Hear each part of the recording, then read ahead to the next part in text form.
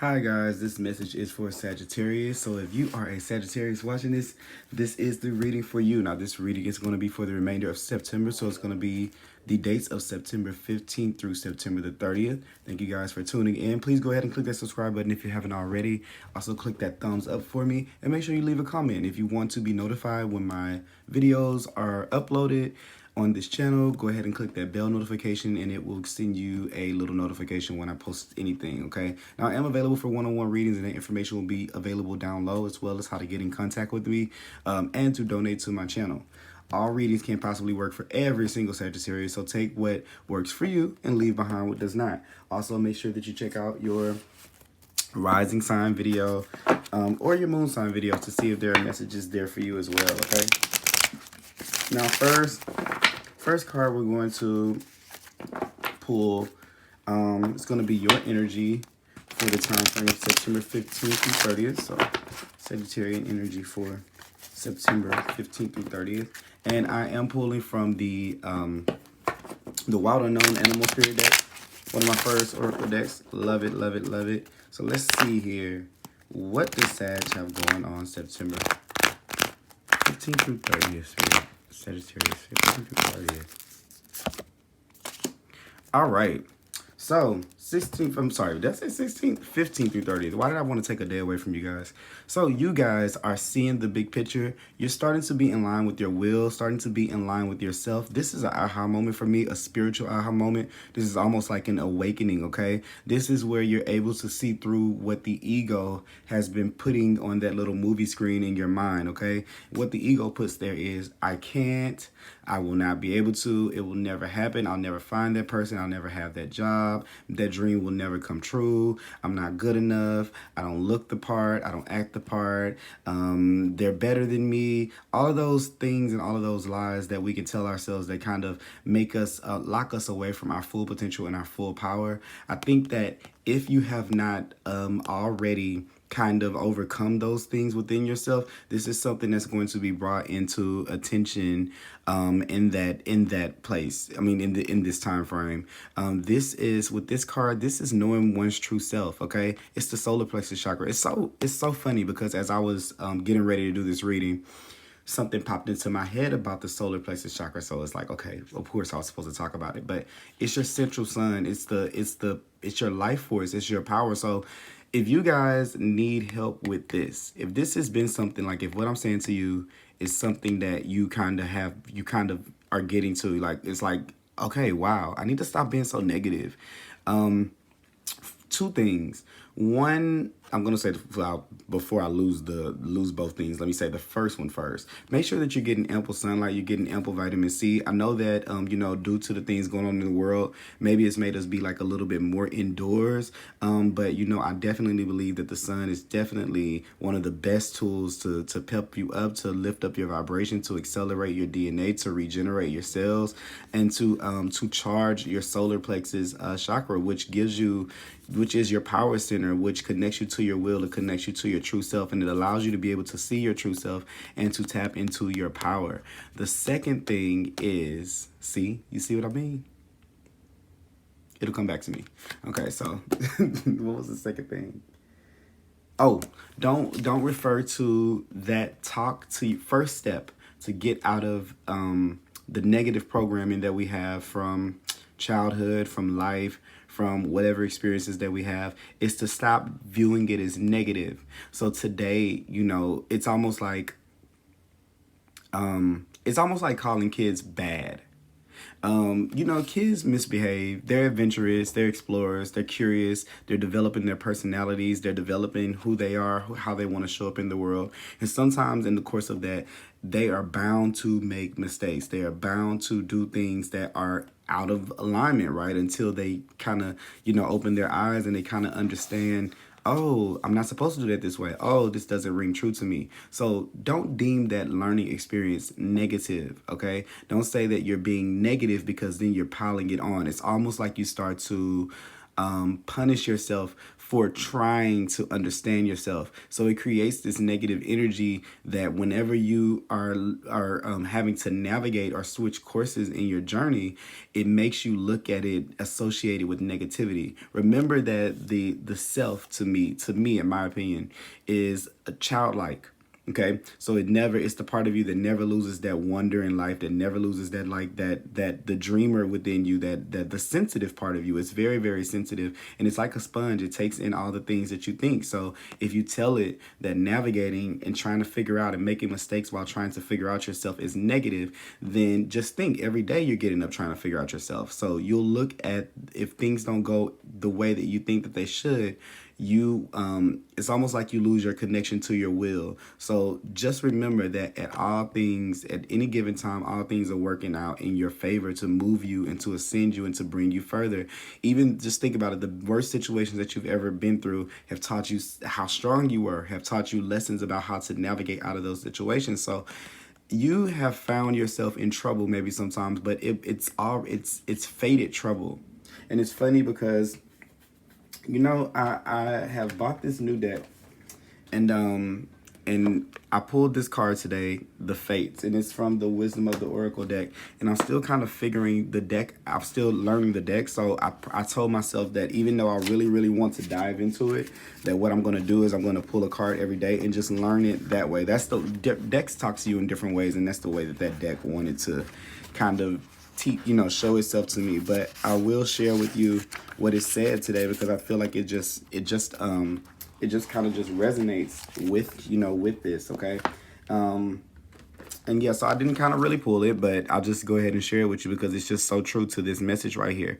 And this is the star card. So to me, the 17 and the stars, this is that hope after the storm. So this is where things have fallen apart. But you see, she has these wings almost as like a butterfly, or she's going through this great metamorphosis right now. So this is her embracing herself as she goes through these changes and not really beating herself up about things, going different ways, okay? Or going not the way that she thought. But let me just read it to you. It says fate, karma, acceptance that acceptance that there are things that you cannot change, and knowing what those things are. And it says the serenity prayer sums up the meaning of the card. God, grant me the serenity to accept the things I cannot change, the courage to change the things I can, and the wisdom to know the difference. There are things in your life you will never have control over. The conditions brought on by the evolution of the collective, by nature, and by your past experiences may be fated, preordained by spirit for a greater purpose you cannot understand in this lifetime. It may not be in your cards to understand why certain events occur, but you can accept the mystery and work with those events and your current circumstances have. Work with what those events and your current circumstances have to teach you. This is the wisdom contained in serenity prayer, okay? And then it's just important for me to read this little part right here. This is about this. Other people are who they are. You can't change them. The change is to accept them as they are and not to try to make them otherwise suit to you. This is time to look at how you attempt to mold people to fit your view of how they should be, so you can remain in the relationship and avoid discomfort. What if who they are and whatever is happening between you and them in this situation is perfect from the perspective of spirit? Now is the time to accept what you cannot change, even if it means that you honor yourself, spirit, and the other person by moving on. Love unconditionally, for each of us is on our own journey and we cannot direct that of another.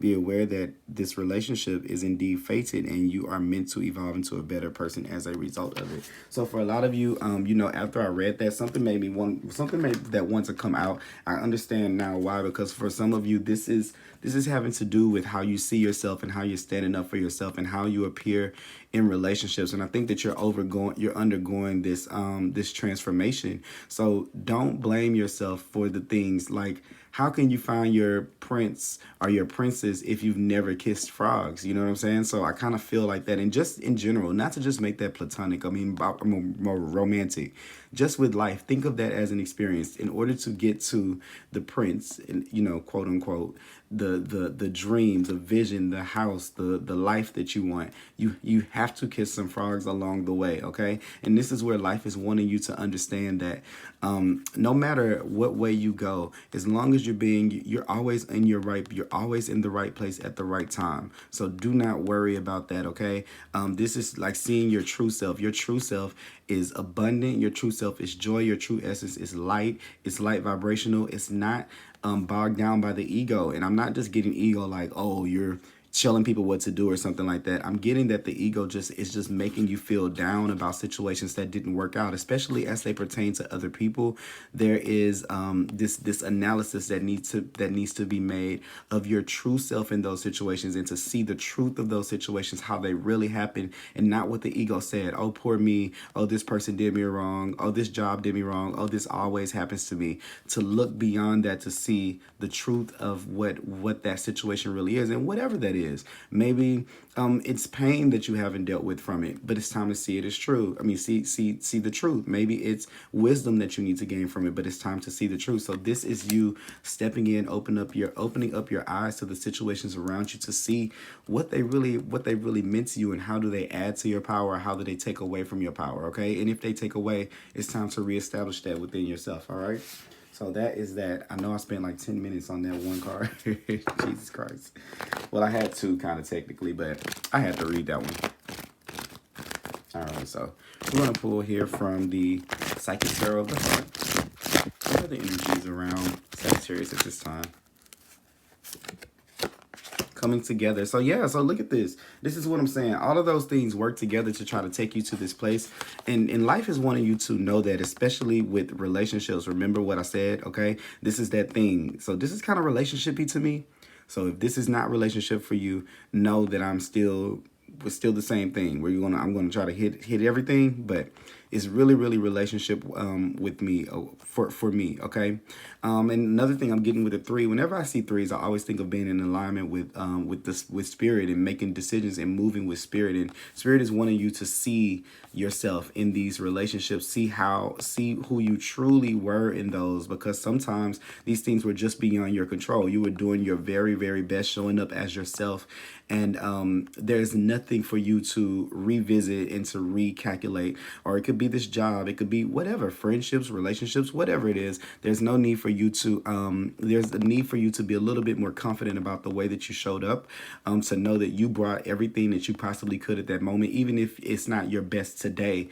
On that day, in that year, that week, that month, that situation, you were your best, okay? So don't beat yourself up about things that have passed on. That's where I'm kind of seeing they're wanting you to have this true analysis of situations, okay? And also too, just piggybacking off of what I was saying about kissing the frogs. If you are looking for a relationship, do you see how this makes it all come together? You have this pearl here, and if you know anything about a pearl, you know that it comes out of an oyster, but it's this grueling process of a grain of sand getting inside, and then the chemicals, going over and over again to be able to make this beautiful pearl. So these are all of these situations that you've gone over, but they're creating something that's beautiful, and they're wanting you to take the pearl out of the situation. What is the beauty in those situations? Make them all beautiful, even the ugliest situation. They're wanting you to make them beautiful.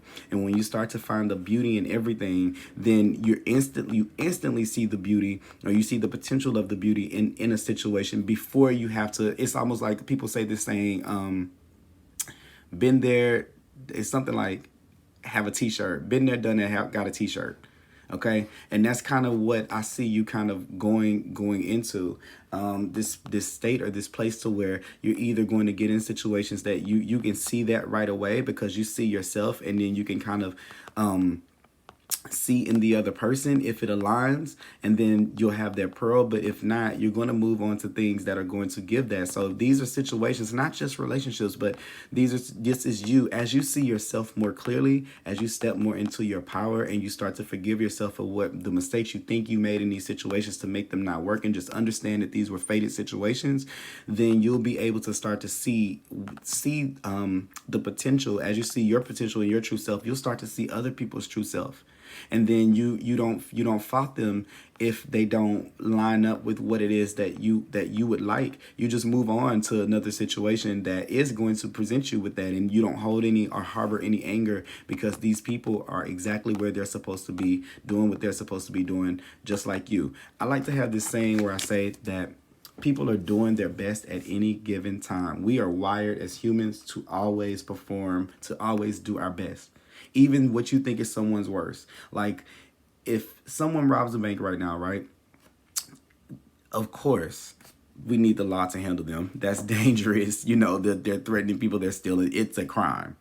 But in that person's mind, out of all of the things that they could be doing with their power, out of all of the places they could be, they felt the desperation, maybe for money or maybe just for the thrill of doing it, where they felt like they needed it. So they made the best decision based on their limited perspective and based on their needs at that time, to be able to get a lesson out of it, to get a pearl out of it. They don't know it. The fates, the thing about fate is these things are written. We say, hey, I'm going to take that job that I hate. I'm going to move to that city that I don't want to. I'm going to have that horrible haircut.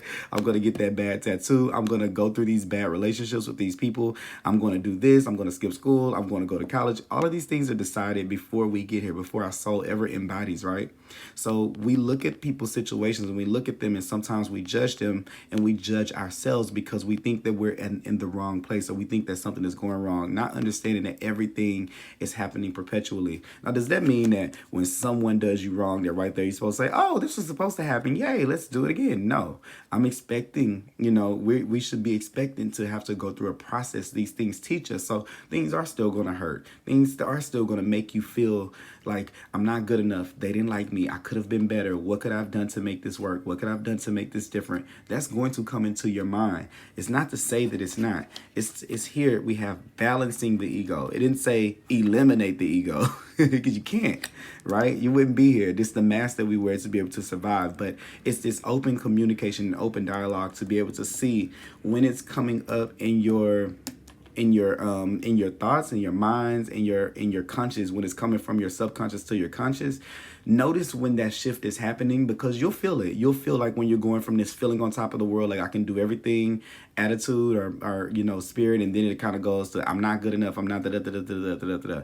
Any situation that causes that shift is it wants you to review it. So whenever you have that feeling, whenever you're triggered, you should investigate all of your triggers, okay? So that's that with that. And this is the Two of Cups. This brings you into situations that are balanced in your life. It's not just relationships, but putting you back in alignment with your path, with what you're here to do, with your purpose, okay? Let's see here. I'm going to pull one from the Archangel. What message do we have for Sagittarius for September 15th through 30th, Spirit?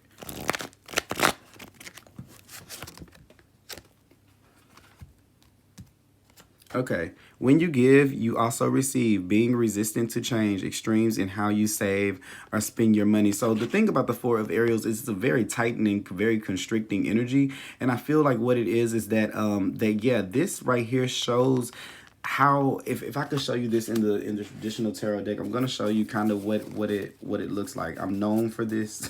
I always go through the deck. I use this deck and I love it, but then the imagery of the original cards kind of just pops into my head when I'm seeing some of these sometimes. So I have to kind of show you what it looks like. And this is you kind of holding on to all of those negative thoughts about yourself, holding on to these things that people have told you, or these situations, kind of keeping you out of the flow of everything else. These two are the same card. That's why I kind of brought it up. But the imagery on this one I instantly connected to it. But yeah, it's kind of like standing on these, you're built on this foundation of these things that are not true about yourself, and you're kind of holding yourself in this position, and it keeps you away from the flow of everything. It keeps you from being able to see the opportunity that lies behind you, and all of the potential that you have from all of the experiences that you had, to be able to find what you need, or to find the thing that you're looking for, that treasure hidden deep inside of this experience. Okay, but what it is this. I also feel like this is another thing. You don't have to hold on to thoughts that limit you. Why'd I put that card back? Thoughts that limit you, and to be able to make sure that you don't go through the same situations again. Okay, so this is where you have to kind of open yourself up to allowing these experiences to come in. And I think that if you're feeling this sense of tightening up or constricting, if life makes you kind of back into a corner, that's the thing with the ego. It's making you think like, oh, I can't do this again. If I put myself out there again, I'm going to get hurt. So I'll just stay to myself. Why even bother? I'm not going to try that job. I'm not going to go there. Why move? Why go to that party? Why even go to this convention or this conference or this open house? I kind of feel like that feeling here, or something like that. Like something that maybe some of you might get an invitation to something and you're kind of like, why go? Why bother? The answer is to go and do it. Like, put yourself out there. Okay. But yeah, this is what it is. Life is all about finding these experiences, and you're going to be looking your whole entire journey for these pearl moments in every aspect of your life, right? But the more and more you are in tune with yourself, the more and more you'll be able to spot it, to see it. And when you don't see it, you won't go in that direction. And that's what keeps the safety, not the thoughts weighing you down, because that's the subconscious saying, nope, remember, we can't go to that party. We can't. Nope, remember, we can't go after the person. You know, we don't do that. It's these reaffirming things that keep you kind of stuck in this position. So I kind of see that there. And what we're going to do is we're going to pull a couple of tarot cards here, and then we're going to pull a card for advice. All right. Let's see here.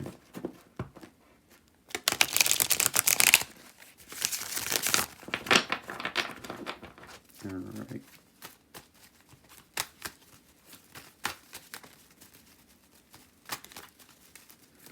And, you know, another thing about the Four of Pentacles is he's very, very, that is a card that can be focused on kind of money. And what it is that it's where someone has gotten so comfortable in their position of where they are that they're like, oh, I got enough. I don't need any more experiences. But if it feels uncomfortable to be where you are, then maybe you do need a new experience, right? Okay, so this is where we probably have gotten a little bit comfortable with not trying again.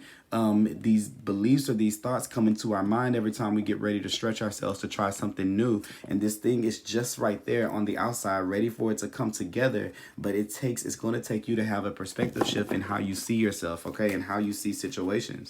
So take this time instead when you're in that corner, when you're in that space, to review these situations, go over them again, write about them, and see, you know, the truth of them. Let your emotions out, and then from the things that you write, you'll find the things that are true. Okay. Ooh. There's that balance coming in. So this is where yeah, the Temperance card is all about that balance, and this is about you balancing the ego and what the ego is telling you, because you can't separate yourself from it at all. And you balancing that and saying, yeah, I know all of those things are true. It's like this: if there's a swimming pool, there's a swimming pool, there's like, just imagine you're getting in the pool and you know how to swim, right? Or maybe you know enough where you'll survive, but this is like that nagging thought in the back of your head that's saying, oh my God, what if we drown? Oh my God, what if we go to the bottom and never get up? Oh my God, what if there's a shark in this pool? Oh my God, like all of these these crazy things, you know, that you know are not going to happen. And what we're having here is there's this re-alchemization of how those two parts of yourself communicate. The part of yourself that's in the driver's seat, that's saying, that has the control, the willpower of the self that says, hey, we're going to get in that pool no matter what, right? We're going to do it. I know that things can happen. Yeah, you can always drown when you get in the pool, but we're going to get in there. And then there's this other part of yourself that's saying, no, there's a shark in there, like we can't do it. And a lot of times when that battle is going on, you've kind of let ego win, because it's easier to stay sitting comfortably like the Four of Pentacles there than it is to challenge that, because when you challenge that, you have to face a fear. And there's a chance that yeah, okay, let me tell you the percentage. There's a 0.000, if you know how to swim, there's a 0.0000099 chance that you can drown. So if you want to go off of that, yeah, it's true, it can happen. But with the knowledge that you have from the things that you've been through, from the lessons that you have, from the swimming lessons that you've been through, from all of these ups and downs in life, you're equipped to be able to swim with more probability that you will win and that you will succeed, that you'll be able to swim without drowning, than the other. So this is where you stop letting that kind of take control, because that part of yourself is talking about a smidget. They're talking about a perspective. Remember, it's a child. It can only see things. Even as I'm looking at this, it looks like like this person is, you know, I always think that this person is younger than this person, but they might not be. But you're only seeing it from that perspective. You can't get rid of that perspective, but you have to find the right balance of when to know that that is really telling you something, and when to know that, or when to kind of push past it. Now, sometimes this part of yourself is going to tell you things that are true. Like when it tells you that your feelings are hurt. Like if it tells me that, like when people say things to me, when people say things and their intentions are bad, that part of myself picks up on it. Now, what do I do with that information? Do I let me cry and go on a bout of, like, you know, having this emotional moment? No. What I do to it is I account it. I say, hey, I recognize that you feel like this in this particular situation. Instead of me letting it take over, I see you, I'm aware. Now we're going to act accordingly, which it may say, hey, you hurt my feelings this way. Or it may make me remove myself from the situation, but I don't let it do it back to the person, go into a rage, go into a crying burst, like having a fit or anything like that. I don't let it do that. So there's this language or this conversation that has to happen between the two. And also this is a card of Sagittarius. So this is you stepping into your true power. You showed up right there, okay? Let's see any potential things that we need to look out for here. Anything that we need to look out for Sag? Anything Sag needs to look out for? Yep, here's the balance in that. This is that same thing, the ups and the downs. This is like, it's finding the perfect balance. So this is you finding and understanding that is going to, you see this infinity sign, this is always going to be a constant battle. Okay, this is going to be a constant battle. All right, so this is where the underlying energy here is the 10 of Wands. So this is where I kind of feel like you've taken on a lot more of these situations than you've actually needed to, because some of the things were kind of out of your control. So whatever this situation is, or maybe just situations in general, this is where you've taken on a lot more than you should for them, because you blame yourself more for the situations than you saw for what they really are. Maybe if you re-observe them again, all of these wands that this person carry, they probably would lighten their load a little bit, because they're walking around with all of this stuff.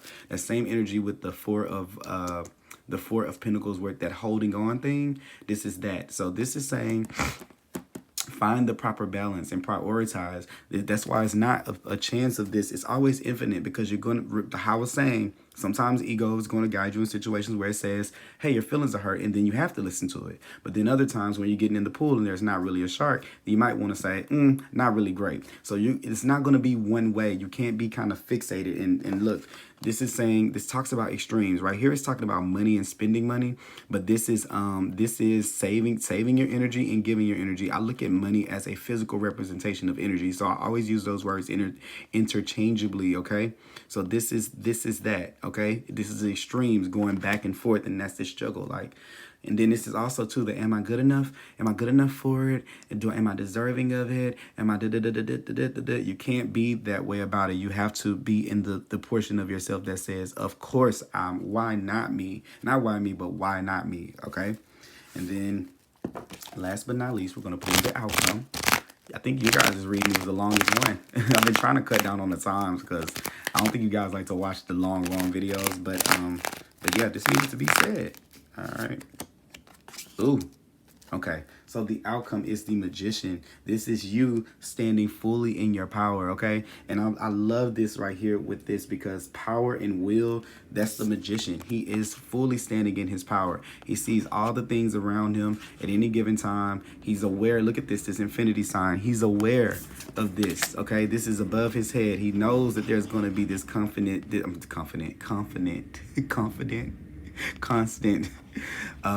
this balancing of this, but that's not something he knows that that's above him. You see that infinity symbol above him. He knows that that's above his control. That's above anything that he can change. That's what I'm saying. The fact that he's going through this cycle, not the cycle itself, because you control that, but he knows that in the back of his head. And even with knowing that, he doesn't let that hinder him from creating, okay, from what his higher self is saying, this right here, this perspective, and he is channeling that energy from this down to the earth and commanding that it moves in accordance with his will, with what he said. He's not letting the ego get in the way to tell him that he can't. He is just a clear channel for life to be able to flow through. This is manifestation. This is communicating to the world what it is that you need, how it is that you want it to be, and you allowing it to come, and knowing that if you say that I want a relationship that's like this, that I want a situation that's beautiful like this, that it's going to come.